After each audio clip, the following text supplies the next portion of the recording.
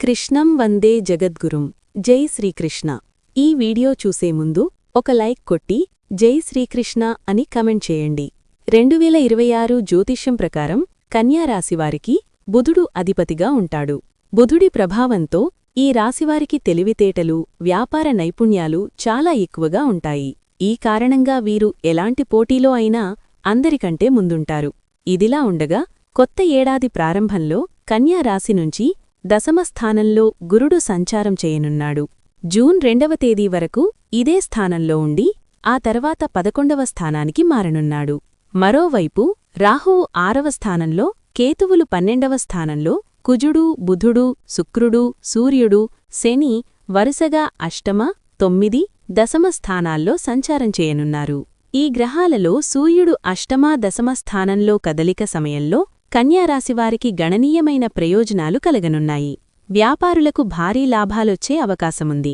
ఈ సందర్భంగా కెరీర్, వ్యాపారం, కుటుంబం, ఆరోగ్యం, ఆర్థికపరంగా 2026 సంవత్సరంలో ఎలాంటి ఫలితాలు రానున్నాయో ఇప్పుడు తెలుసుకుందాం. ఆర్థిక పరిస్థితి. కన్యారాశివారికి కొత్త ఏడాది 2026లో గురుడు, రాహువు ప్రభావంతో ఆర్థిక పరిస్థితి ప్రభావితం కావచ్చు. ఈ రాశి నుంచి సూర్యుడు అష్టమ స్థానంలో ఉచ్చస్థితిలో సంచారం చేసే సమయంలో పూర్వీకుల ఆస్తి నుంచి మంచి ప్రయోజనాలు పొందుతారు. పాత ఆర్థిక వివాదాల నుంచి ఉపశమనం లభిస్తుంది. రాహు 2వ స్థానం నుంచి సంచారం చేసే సమయంలో ఆకస్మిక ధనలాభం కలగనుంది. మీకు కొత్త ఆదాయ వనరులు లభించే అవకాశముంది. ఏడాది చివర్లో మీ ఖర్చులు పెరగొచ్చు. మే 15న సూర్యుడు లాభస్థానంలో ప్రవేశించినప్పుడు గురుడు దశమస్థానంలో సంచారం చేసే సమయంలో, శనితో కలిసి 4వ స్థానంలో సంచారం చేసే సమయంలో ఆస్తికి సంబంధించి పనుల్లో మంచి విజయం సాధిస్తారు. కెరీర్ పరంగా కొత్త ఏడాది 2026లో కన్యారాశివారికి సూర్యుడు, గురుడి ప్రభావంతో ప్రత్యేక ప్రయోజనాలు కలగనున్నాయి. ఈ 2 గ్రహాల ప్రభావంతో మీ కెరీర్ నిరంతరం పురోగతి దిశలో పయనిస్తుంది. జూన్ 15 తర్వాత సూర్యుడు బలంగా మారనున్నాడు. ఈ సమయంలో ఉద్యోగులకు ప్రమోషన్లు, కోరుకున్న చోటుకు బదిలీ అయ్యే అవకాశముంది. నిరుద్యోగులకు ఉద్యోగం గురించి శుభవార్తలు వినిపిస్తాయి. పోటీ పరీక్షలకు, ఇంటర్వ్యూలు సిద్ధమయ్యేవారు మంచి విజయం సాధించొచ్చు. రాహువు, కేతువు 2 దశమస్థానంలో సంచారం చేసే సమయంలో మంచి ప్రయోజనాలు కలగనున్నాయి. ఈ కాలంలో విదేశాలకు వెళ్లాలనే మీ కల కూడా నెరవేరే అవకాశముంది.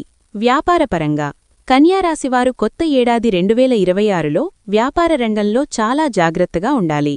సంవత్సరం ప్రారంభంలో భాగస్వామ్యంతో చేసే వ్యాపారంలో కొంత ఉద్రిక్తత ఉండొచ్చు. కాబట్టి ఈ సమయంలో చాలా ఓపికగా ఉండాలి. జూన్ తర్వాత గురుడి అనుగ్రహంతో వ్యాపారంలో మంచి లాభాలొచ్చే అవకాశముంది. ఈ కాలంలో మీరు మంచి లాభాలు పొందుతురు. ముఖ్యంగా జులై, ఆగస్టులో వ్యాపారులు అద్భుతమైన ప్రయోజనాలు పొందుతారు. సూర్యుడి ప్రభావంతో విదేశీ వనరుల నుంచి ఆదాయం లభిస్తుంది. విద్యా జీవితంలో కన్యారాశివారికి కొత్త ఏడాది 2026లో విద్యారంగంలో అద్భుత ఫలితాలు రానున్నాయి.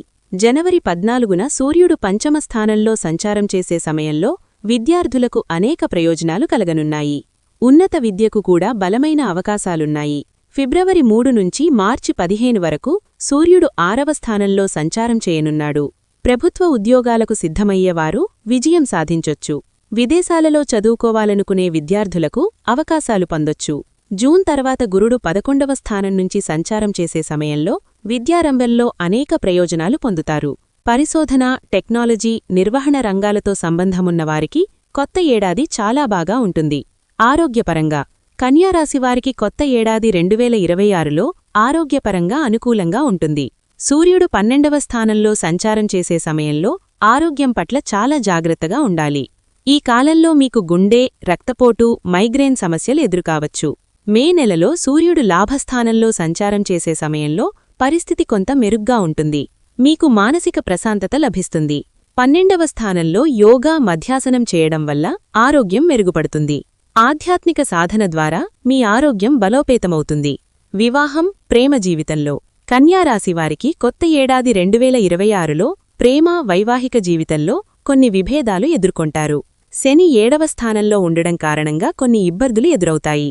కాబట్టి మీరు చాలా జాగ్రత్తగా ఉండాలి. 5వ, 7వ స్థానంలో సూర్యుడు సంచారం చేసే సమయంలో మీ ప్రేమ, వైవాహిక జీవితంలో ఉద్రిక్తత పెరగచ్చు. అయితే గురుడు 11వ స్థానం నుంచి సంచారం చేసే సమయంలో కొన్ని సమస్యల నుంచి ఉపశమనం లభిస్తుంది. జూలై 16 నుంచి ఆగస్టు 17 వరకు సూర్యుడు గురుడు లాభస్థానంలో సంచారం చేసే సమయంలో మీరు సంతానం గురించి కొన్ని శుభవార్తలు వింటారు. అవివాహితులకు మంచి వివాహ ప్రతిపాదనలు పొందొచ్చు. జూలై ఆగస్టు నెలలో పిల్లలు కుటుంబ ఆనందానికి సంబంధించిన శుభ ఫలితాలొస్తాయి. ఏ పరిహారాలు పాటించాలంటే కన్యారాశివారు కొత్త ఏడాదిలో విష్ణుమూర్తి, దుర్గాదేవిని పూజించాలి. ప్రతిరోజూ మీరు శ్రీ విష్ణు మంత్రాలను జపించాలి. మీ శక్తి సామర్థ్యాల మేరకు అన్నదానం చెయ్యాలి. ప్రతిరోజూ హరినామస్మరణ చేయడం వల్ల సానుకూల ఫలితాలొస్తాయి. చూశారు కదా ఈ వీడియోని? ఈ వీడియో గనక మీకు నచ్చినట్లయితే లైక్ చేయండి, షేర్ చేయండి, సబ్స్క్రైబ్ చేసుకోండి. Thank you for watching. సర్వే జనా సుఖినో భవంతు.